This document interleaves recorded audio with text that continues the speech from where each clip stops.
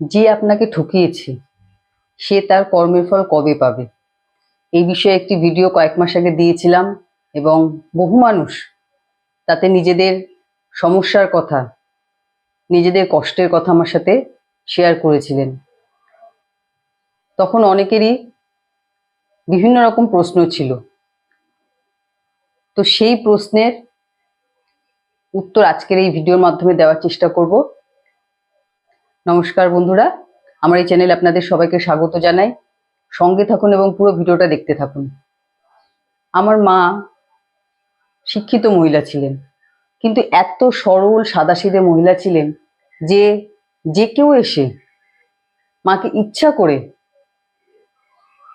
এমন কিছু কথা বলতো যা শুনে মা কষ্ট পায়, এবং অনেকে মার সাথে এই জিনিসটা করেছে এবং মা আমাকে সেগুলো বলতো, মানে মনে মনে কষ্ট পেত, সেই জন্য আমার সাথে সেগুলো শেয়ার করতো।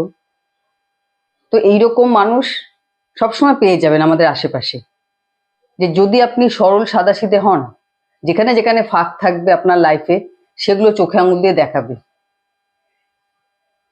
এবং অনেকে মাকে অর্থনৈতিকভাবেও ঠকিয়েছে। তবে মা সবসময় একটা কথাই বলতেন, যে আমাকে যারা কষ্ট দিয়েছে তাদের কোনোদিনও ভালো হয়নি। তো আজ মা চলে গেছে 7-8 বছর হলো। সেই সব মানুষরা যারা একসময় তাদের কথার মাধ্যমে মাকে ইচ্ছা করে কষ্ট দিয়েছিল, তারা প্রত্যেকে আজ সাফার করছে কোনো না কোনোভাবে, এবং তাদের সমস্যার কথা তারা আমার সাথেও শেয়ার করে। কিন্তু আমি তো মনে মনে বুঝতে পারি যে তাদের এই যে সমস্যা, তাদের এই যে তারা এই যে কষ্ট পাচ্ছে, তার কারণটা কি? তো আমরা যখন কাউকে মনে দুঃখ দিয়ে কষ্ট দিয়ে কথা বলি, তার যে নিঃশ্বাস পড়ে, সে যে মানসিক যন্ত্রণা পায়, সেটা কিন্তু একদিন না একদিন আমাদের কাছে ফিরে আসে। এ হলো একদম সরল সাদাসিধে নিয়ম, এর মধ্যে কোনো দ্বিমত নেই। কিন্তু অনেকের প্রশ্ন থাকে যে যারা আমাকে ঠকিয়েছে তারা কি করে ভালো আছে? হয়তো তাদের পূর্বে এমন কিছু ভালো কাজ ছিল পূর্বজন্মে, যেটার যে সময়টা তাদের এখন চলছে, যার জন্য তারা আজ ভালো আছে। কিন্তু এই সময়টা যখন শেষ হবে, তখন তারা যে কাজ করেছে সেই কাজের ফলও কিন্তু তাদের জীবনে নেমে আসবে। কিন্তু তারা যদি তাদের জীবনে খুব ভালো থাকে, তাদের পুরো জীবনই খুব ভালোভাবে কাটে, তাহলে মনে করতে হবে যে এই যে কর্মের বন্ধন আপনার নিজেরই তৈরি করা। কোনো না কোনো জীবনে আজ যেখানে আপনি দাঁড়িয়ে আছেন, সেদিন হয়তো সে দুর্বল ছিল, আর সেদিন হয়তো আপনি ঠিক এভাবেই তাকে কষ্ট দিয়েছেন, তাকে ঠকিয়েছেন, তাকে যন্ত্রণা দিয়েছেন, এবং তার যে নিঃশ্বাস তা কিন্তু এই ইউনিভার্সে থেকে গেছে, এই ব্রহ্মাণ্ডে থেকে গেছে। আর এই প্রকৃতি কিন্তু সাধারণত জায়গা চেঞ্জ করে দেয়, মানে সেদিন আপনি যেখানে ছিলেন সেই জায়গা আজ তাকে দাঁড় করিয়ে দিয়েছে, আর তার জায়গায় আপনাকে দাঁড় করিয়েছে।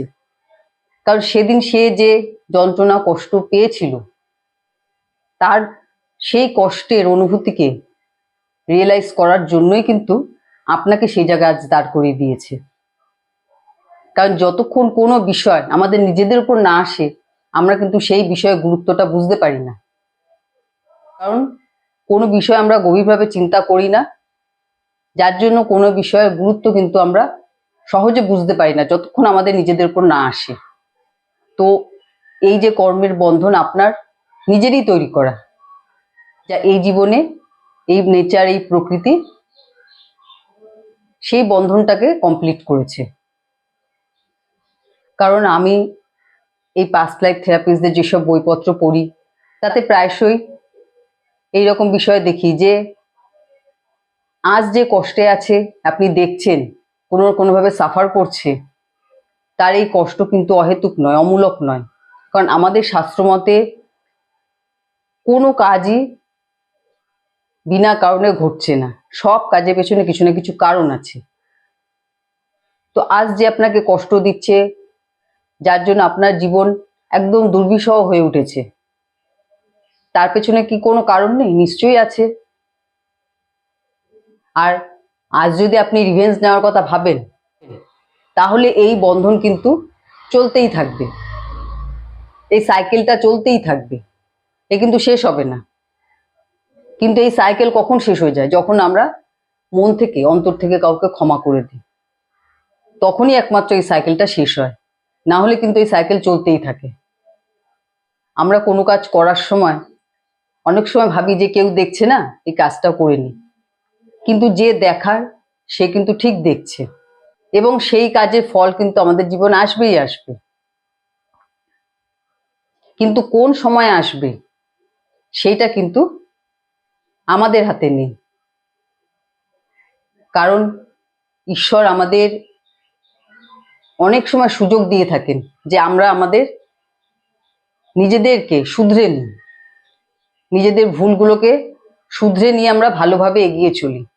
কিন্তু যখন আমরা বারবার সেই সুযোগের অবহেলা করি এবং নিজেদের শক্তির অপব্যবহার করতে থাকি, নিজেদের ক্ষমতার অপব্যবহার করতে থাকি, অহংকারে থাকি, তখন এক সময় গিয়ে কিন্তু জবনিকা পতন হয়।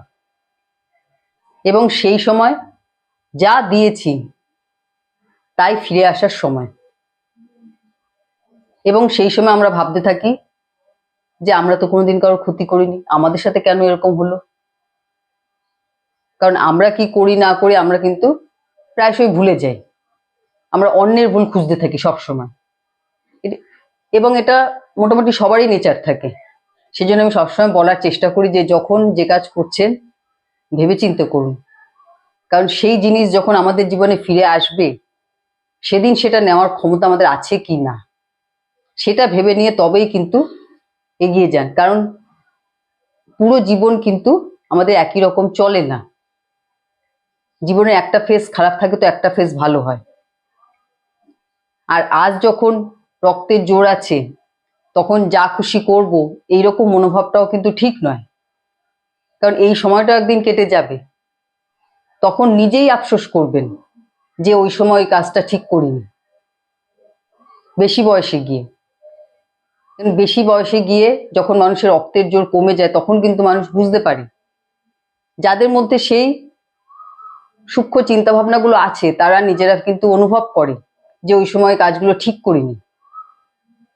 কারণ আমি নিজেই দেখেছি একজন রাশভারী মানুষকে, যে বয়সকালে গিয়ে তার কোথায় কি ভুল হচ্ছিল, তার কোথায় কি ভুল হয়েছে, সেগুলো সে আমার সাথে শেয়ার করতো। তো এই সময়টা কিন্তু একদিন না একদিন আসবে। সেইভাবে আজকের দিনে চলতে থাকুন, ঠিক আছে? তো আজকে এখানেই শেষ করছি। সবাই ভালো থাকবেন, সুস্থ থাকবেন। নমস্কার।